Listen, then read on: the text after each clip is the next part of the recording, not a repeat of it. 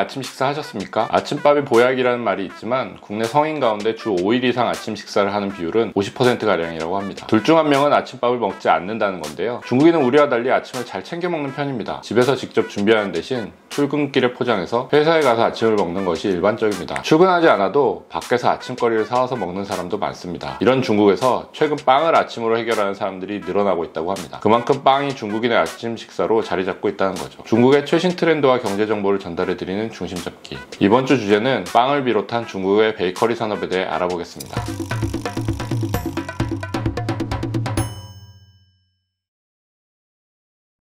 따자하오. 안녕하세요. 서울경제 베이징 특파원 김광수입니다. 중국인들이 전통적으로 즐겨 먹는 아침으로는 얇은 반죽을 구워가며 안에 여러 재료를 넣어 만든 일종의 밀전병 토스트인 지엔빙, 한국 만두와 비슷하지만 크기나 속재료가 다양한 빠오즈, 문재인 전 대통령도 중국 방문 당시 먹어서 화제가 됐던 중국식 꽈배기인 요티아오와 콩국인 또우장, 그 밖에 중류, 면류를 즐기는 중국인도 많습니다. 이런 중국인의 아침 식사에 최근 시리얼, 선식, 빵 같은 서양인들이 선호한 메뉴를 즐기는 사람들이 늘어나기 시작했습니다. 특히 아침 식사 비율이 84%로 남성에 비해 높은 여성들이 주로 빵을 좋아하는 편입니다. 중국인들도 서양 문화를 접하고 해외 외식 브랜드가 중국에 진출하면서 빵, 과자, 디저트 등에 대한 선호도가 증가하고 있습니다. 맥도날드와 KFC, 피자헛, 스타벅스 같은 해외 브랜드 매장에서 관련 제품 소비가 늘고 있죠. 서양식 식습관이 확산돼 젊은 층을 중심으로 빵과 우유 또는 요거트, 커피 등을 즐기는 소비자들도 증가하고 있습니다. 중국의 베이커리 시장은 2000년대 초반부터 연평균 10% 이상 성장하고 있습니다. 중국의 베이커리 시장 규모는 2003년 약 600억 위안에서 2021년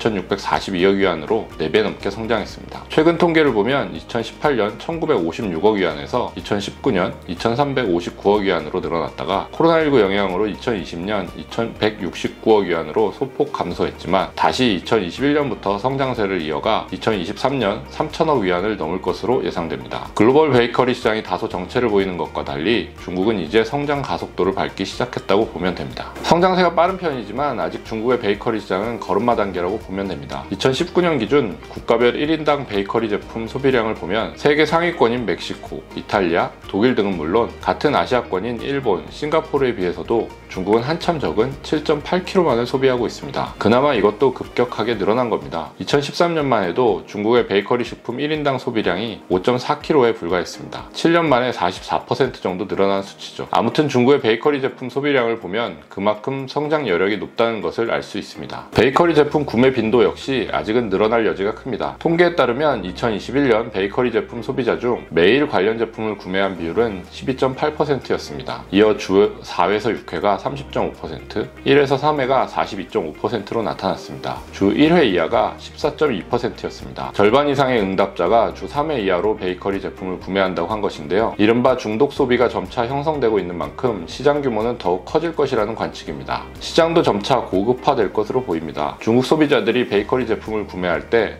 58.7%는 40위안 이하 제품을 구매한다고 응답했습니다. 이어 37.6%가 40에서 100위안을 쓰고 100위안 이상인 경우는 3.7%에 그쳤습니다. 베이커리 전문점에서 판매하는 고가 제품 시장이 형성되기보다는 주로 편의점이나 슈퍼에서 판매되는 저가 제품의 소비자들이 익숙한 편입니다. 중국 베이커리의 가격은 한국에 비해 비싼 편입니다. 파리바게뜨만 비교해도 우리나라에 비해 빵값이 20% 정도 비싸고 케이크 가격은 거의 2배나 됩니다. 중국인들이 베이커리 매장 제품의 입맛에 길들여진다면 자연히 지금보다 더 평균 소비 금액이 늘어날 것으로 보입니다. 중국에서 베이커리류 중에서 빵에 대한 선호만큼 디저트류에도 관심이 커지고 있습니다. 디저트 전문점을 의미하는 디엔신쥐가 최근 대도시를 중심으로 급증하고 있는데요. 기존의 어른들이 선호하는 전통 제과들과 달리 젊은이들이 좋아하는 메뉴들로 채워져 신중식 디저트 전문점으로도 불립니다. 일부 디저트 전문점은 1시간 넘게 줄을 늘어설 정도라고 하는데요. 신선한 제품을 즉석에서 만드느라 대기줄이 길어지고 인기 제품들은 품절되거나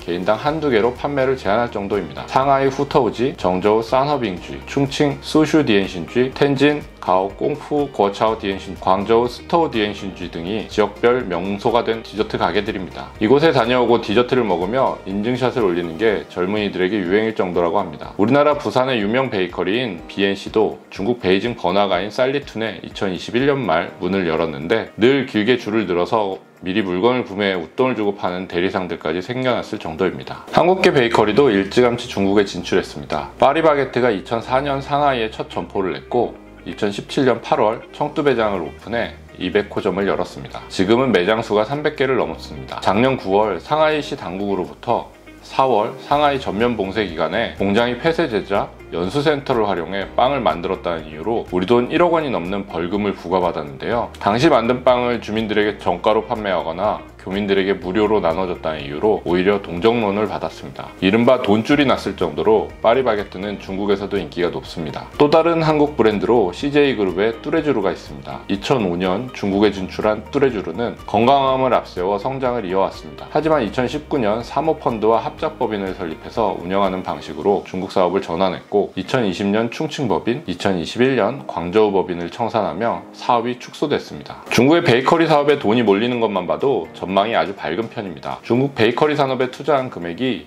2021년 26개 브랜드에 61억 4천만 위안으로 하나 1조 원을 훌쩍 넘습니다.